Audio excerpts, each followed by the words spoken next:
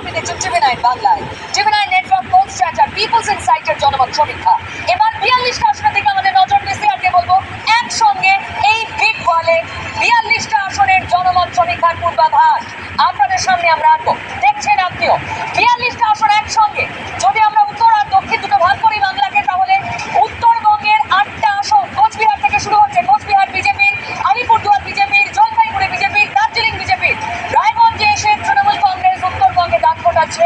বালুরঘাট বিজেপির, মালদা উত্তরে বিজেপির, কিন্তু মালদা দক্ষিণ আবার টিএমসি হতে পারে। একটু আগে বাছাই পঁচিশে আপনাকে দেখিয়েছি, মানে এই 8টা আসনের মধ্যে তৃণমূল দুটো পেতে পারে এবার, যা তৃণমূলের গেম। আগের বারে 8-0 ছিল, এবার 6-8 হতে পারে পূর্বাভাস অনুযায়ী। বাকি আসছে দক্ষিণবঙ্গে। জঙ্গিপুর তৃণমূলের, বহরমপুর কংগ্রেসের, মুর্শিদাবাদ তৃণমূলের, কৃষ্ণনগর বিজেপির সিগনিফিকেন্ট মহুয়া মৈত্র হারতে পারেন। রানাঘাট বিজেপির, বনগাঁ বিজেপির, ব্যারাকপুর বিজেপির মানে অর্জুন সিং এর দমদম তৃণমূল কংগ্রেসের, সৌগত রায়। বারাসত তৃণমূলের, বসিরহাট তৃণমূলের, সন্দেশখালীর কেন্দ্র, জয়নগর, মথুরাপুর, ডায়মন্ড হারবার তৃণমূল কংগ্রেসের। দক্ষিণবঙ্গের যাদবপুর তৃণমূলের, কলকাতা দক্ষিণ, কলকাতা উত্তর। সুদীপ ভার্সেস তাপসের লড়াইয়ে সুদীপের মুখে হাসি পূর্বাভাস অনুযায়ী। হাওড়া, উলুবেড়িয়া, শ্রীরামপুর এই 3টে তৃণমূল কংগ্রেসের, কিন্তু হুগলি বিজেপির লকেট শেষ হাসি হাসবেন রচনা নয় বলছে পূর্বাভাস। আরামবাগ কান ফেসে বেরিয়েছিল বিজেপির, এবার বিজেপি ওখানে জিততে পারে বলছে পূর্বাভাস। তমলুকে অভিজিৎ গাঙ্গুলি মানে বিজেপি, কাঁথিতে বিজেপি, সৌমেন্দ্র অধিকারী। ঘাটালে দেব তৃণমূল কংগ্রেস, ঝাড়গ্রামের তৃণমূল কংগ্রেস, যেটা সিগনিফিকেন্ট, ঝাড়গ্রাম আগে ছিল বিজেপি।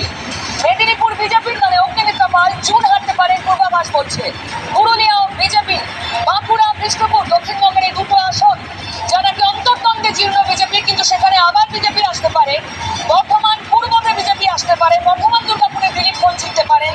আসানসোলে শত্রুঘ্ন সিনহা আবার মানে তৃণমূল কংগ্রেস, বোলপুরে তৃণমূল কংগ্রেস, বীরভূমেও তৃণমূল কংগ্রেস।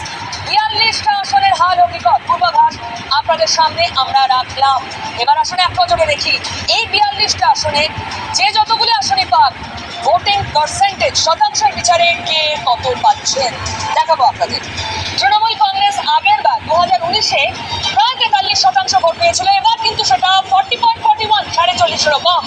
বিজেপি পেয়েছিল প্রায় 40, এবার সেটা 36-এ এসে দাঁড়াতে পারে। লেফট 5 ছিল, 5-এর কাছাকাছি, সেটা 6.5 পর্যন্ত পৌঁছতে পারে। 5 অবধি চলে যেতে পারে কংগ্রেসের ভোট, মানে বাম আর কংগ্রেস পার্সেন্টেজ বাড়াতে পারে আর মনস্থির করতে পারেনি আমাদের সমীক্ষা অনুযায়ী প্রায় 12.5% মানুষ।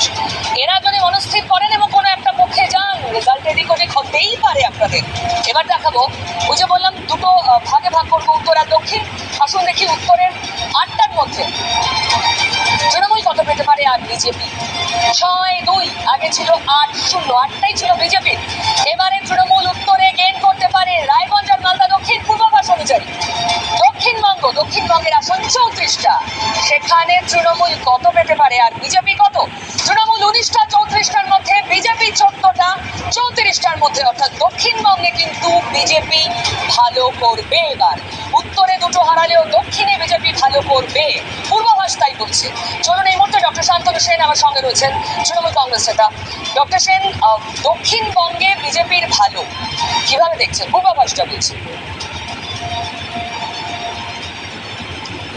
প্রথম কথা, তৃণমূল কংগ্রেস মানুষের রায় বিশ্বাস করে, তৃণমূল কংগ্রেস এই ধরনের পূর্বাভাসে বিশ্বাস করে না।